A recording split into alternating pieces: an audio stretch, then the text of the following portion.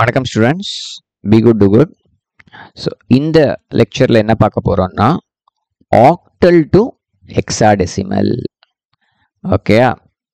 இது வரைக்கும் நம்ம இது மாதிரி பார்த்ததில்லை. ஸோ இதுக்கு என்ன செய்கிறோம்னா ஆக்டல் டு பைனரி தெரியுமா உங்களுக்கு? படிச்சிருக்கீங்களா? படிச்சிருக்கோம். பைனரி டு ஹெக்ஸாடெசிமல் படிச்சிருக்கோமா? படிச்சிருக்கோம்.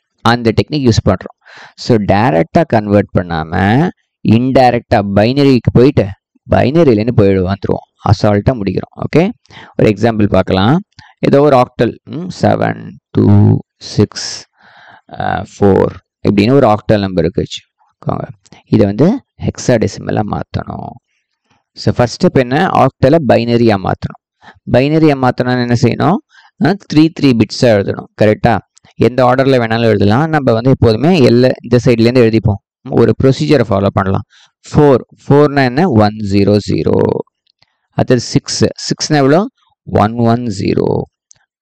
2னா 010. 7 111. ஸோ ஒன்னொன்னையும் 3 பிட்ஸாக எழுதியாச்சு. இது ஃபர்ஸ்ட் ஸ்டெப். செகண்ட் ஸ்டெப் என்ன செய்யணும்? பைனரியை ஹெக்ஸாடெசிமலாக மாற்றணும்.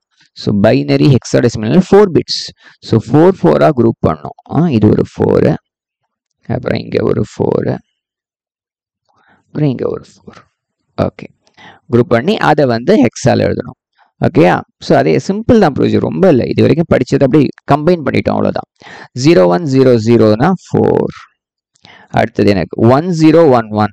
1010னா 10. 1010னா 11. 11னாக்கா ஏ, 11னா பி. அப்புறம் 1110. 1111னாக்கா தெரியும், எஃப். 1110னாக்கா இ. பேஸ் 16. சிம்பிளாக இருக்கா? இன்னொரு எக்ஸாம்பிள் பார்க்கலாமா? நான் எழுதியிருக்கிறதே பார்த்துக்கிறேன். 452ன்னு எழுதியிருக்கேன். ஓகே, அதை எழுதிடுவோம். 452 பேஸ் 8. இதை வந்து ஹெக்ஸாவாக மாற்றணும், ஹெக்ஸாடெசிமல் நம்பரா. ஸோ என்ன செய்யணும்?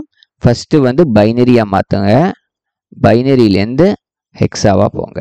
ஸோ பைனரியாக மாற்றணுன்னாக்க 3 பிட்ஸாக எழுதணும். 2னா எவ்வளோ? 10 இல்லையா? 010ன்னு எழுதிக்கோங்க. 5னா 101. 4 வந்து 100 எழுதியாச்சு. இப்போ இதான் பைனரி நம்பர்.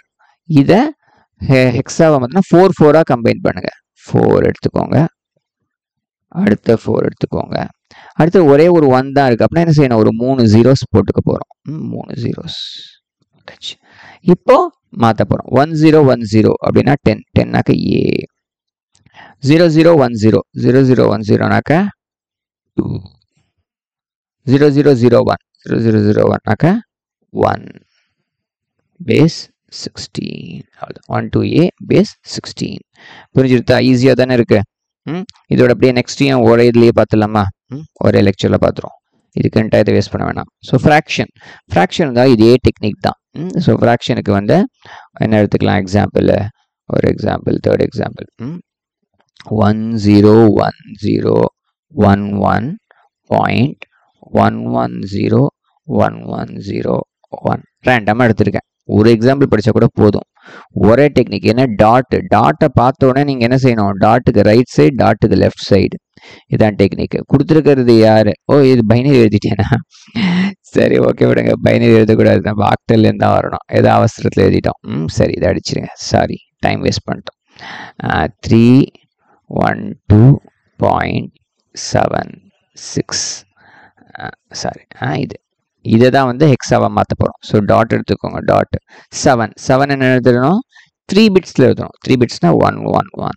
6 3 பிட்ஸில் எழுதணும். 110. 2னாக்கா 010. 1னா 001. 3 0011. ஓகே, புரியுதா? ஸோ டாட்டுக்கு ரைட் சைடு, டாட்டுக்கு லெஃப்ட் சைடு.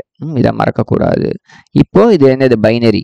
இந்த பைனரி ஆக்டலில் மாற்றணும். என்ன செய்யணும்? அதே டாட்டு தான் மெயின். டாட்டுக்கு ரைட் சைடில் 4 குரூப் பண்ணுங்க. 4 குரூப் பண்ணுங்க. இங்கே இல்லையா? 2 zeros போட்டுக்கோங்க. டாட்டுக்கு லெஃப்ட் சைடு வாங்க, 4 குரூப் பண்ணுங்க. இங்கே ஒரு 4 குரூப் பண்ணுங்க.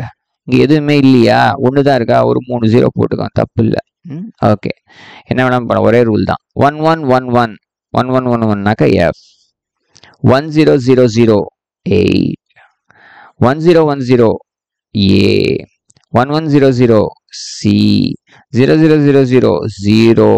ஸோ ஜீரோங்கிறது தேவையே கிடையாது. ஸோ CA.F8 பேசிக்ஸ் அவ்வளோதாங்க. புரிஞ்சுதா? ஸோ டாட்டுக்கு லெஃப்ட் சைடு, டாட்டுக்கு ரைட் சைடு, சரி டாட்டுக்கு ரைட் சைடு லெஃப்ட் சைடு 3 பிட்ஸாக மாத்திரம், அப்புறம் அதை 4 பிட்ஸாக குரூப் பண்ணுறோம், அப்புறம் எழுதுகிறோம். ஓகே ஃபைன், பார்க்கலாம், பாய்.